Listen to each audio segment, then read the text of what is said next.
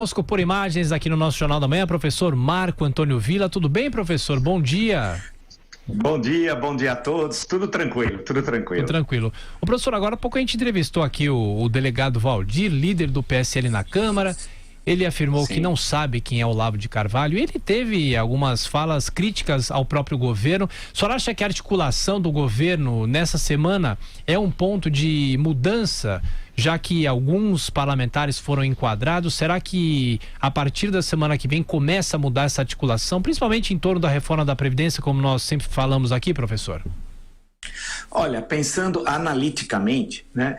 Pode ser que isso ocorra, apesar que nós estamos vivendo uma sucessão de crises nas últimas semanas. Falta efetivamente uma articulação. Parece, pelo que apresentou o delegado Valdir, líder do Partido Social Liberal na Câmara dos Deputados, que está vendo agora uma reorganização e os 55 deputados fechando questão da aprovação da reforma da Previdência, e um sinal para os outros partidos aliados que o partido do presidente está efetivamente fechado, apoiando a reforma da Previdência. É necessário melhorar essa articulação. Há muitos ruídos entre o Palácio do Planalto e o Congresso Nacional. E, em parte, é porque são parlamentares, no caso do Congresso Nacional, de primeiro mandato, que não estão habituados sobre o funcionamento do parlamento, que não é igual o WhatsApp ou o Twitter.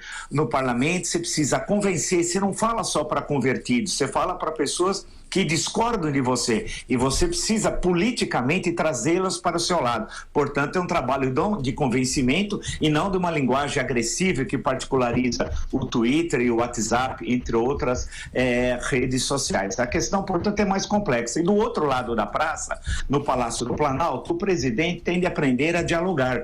Ele foi, durante 30 anos, parlamentar, dos quais 28 no Congresso Nacional, mas nunca se destacou, os anais demonstram isso, por ser um parlamentar que fosse toda hora ao microfone, que discutisse, participasse de comissões, fosse o relator, presidente de comissão, etc. Nada disso.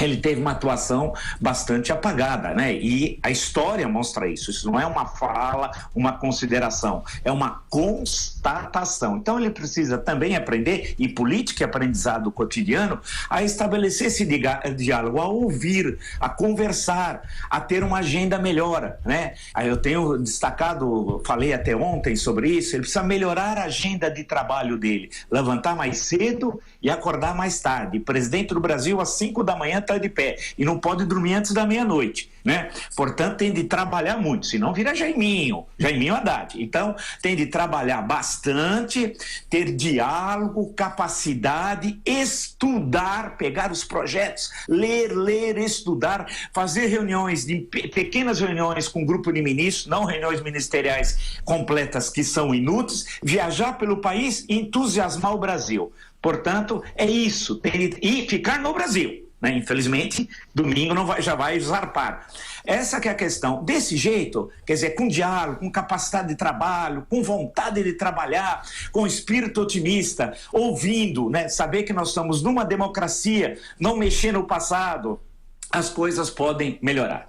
Ô professor, um outro assunto que deu que falar ao longo da semana, as comemorações em torno do aniversário do golpe militar. Ontem a juíza Ivani Silva da Luz, que é da Justiça Federal de Brasília, atendeu a um pedido da Defensoria Pública da União e determinou que as Forças Armadas não realizem comemorações nesse 31 de março, que é amanhã, que é domingo, em alusão ao aniversário dos 55 anos do início do regime militar. Qual que é a avaliação do senhor, professor? A gente sabe que é um tema complexo, demanda um tempo para explicar melhor, mas foi golpe, Sim. Não foi golpe, e tem que ser comemorado, não tem que ser comemorado? Quais as impressões?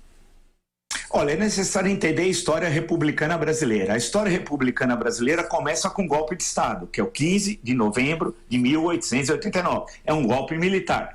A partir de então, na história da República, até os anos 60 do século XX, a presença dos militares na cena política, atuando como ator, né, e participando de golpe de Estado é constante. Vide, década de 20, os anos 1920. Primeira rebelião tenentista, 5 de julho de 1922. Segunda rebelião tenentista, 5 de julho de 1924. Coluna Prestes, só aí, a Coluna Prestes foi de 24 a 27.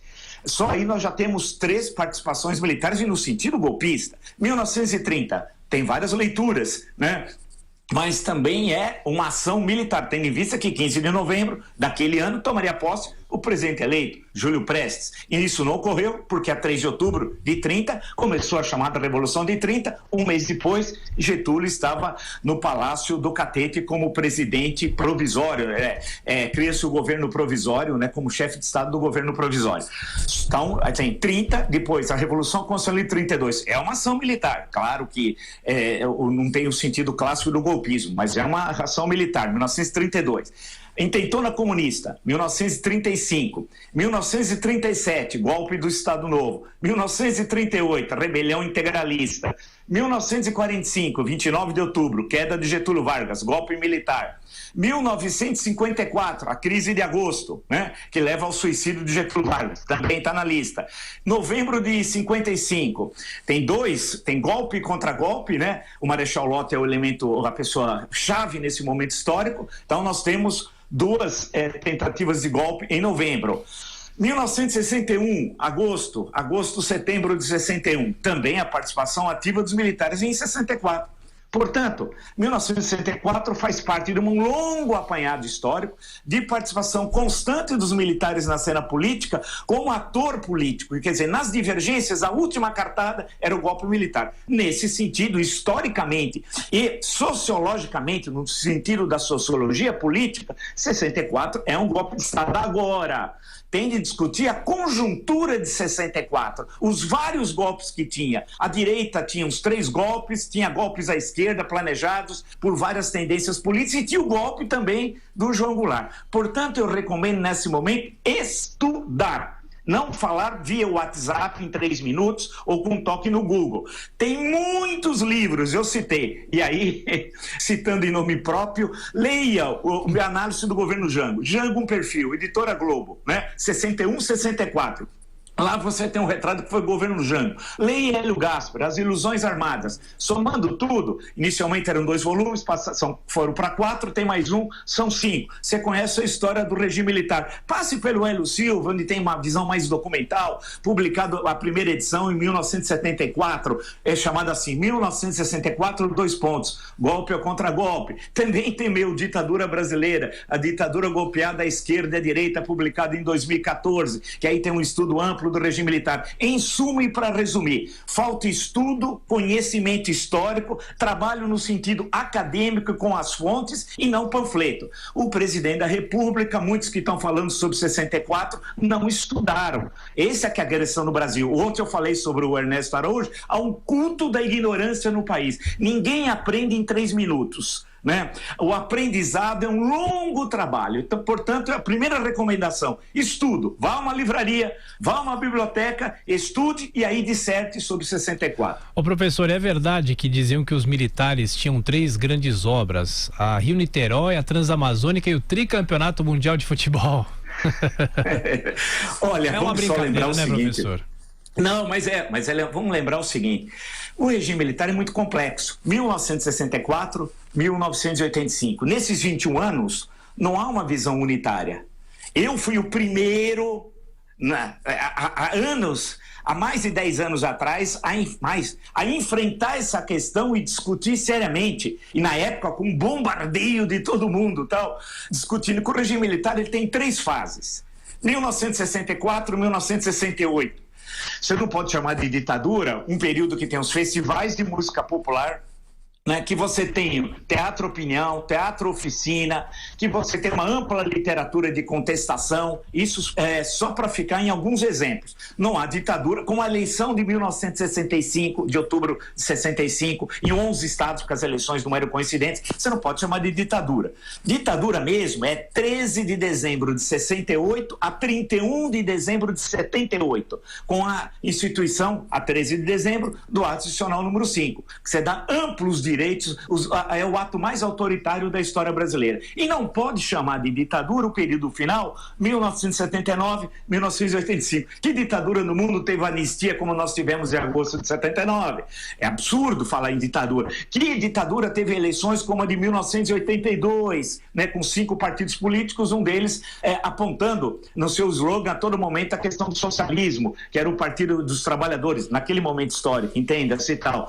Então, que eleição E que ditadura tem Brizola eleito governador no Rio em 82, Tancredo Neves em Minas Gerais e Franco Montoro em São Paulo. Então, ditadura é o período 68, 78, né? Aí você pode conceituar que é um período de ditadura. E é necessário entender as particularidades do regime militar. E, por fim, no campo econômico, e isso é inegável, matemática não mente, foi o período que o país mais cresceu economicamente. E isso é inegável.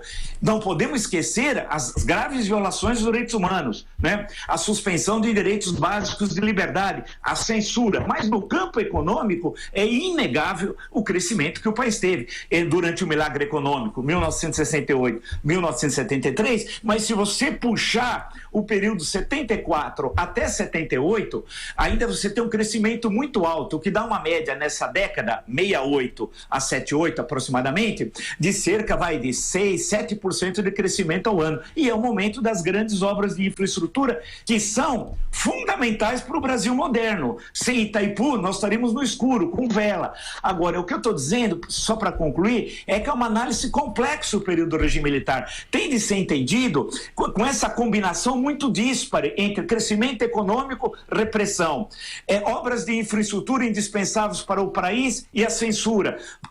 A compreensão dessa complexidade é que poderá levar ao entendimento do regime militar e também levar ao entendimento de 64. Mas isso no campo histórico. Não cabe a um presidente da República colocar sua colher nessa questão de 55 anos atrás em relação a 64. Aí chama-se anacronismo histórico. É querer usar a história para justificar o presente. E pior, sem conhecimento histórico. É intolerável, e aí a juíza tem razão nesse ponto, intolerável um presidente da República que coloca como herói do país um torturador, como Ustra. Isso é intolerável, porque inclusive viola a Constituição de 1988. Um torturador é um covarde, não é um militar que coloca a sua vida para defender a pátria. Um militar torturador é covarde e tem de ser expulso do exército, expulso das Forças Armadas, e nesse é transformado em herói. Nesse sentido, o presidente que precisa estudar, recomendo,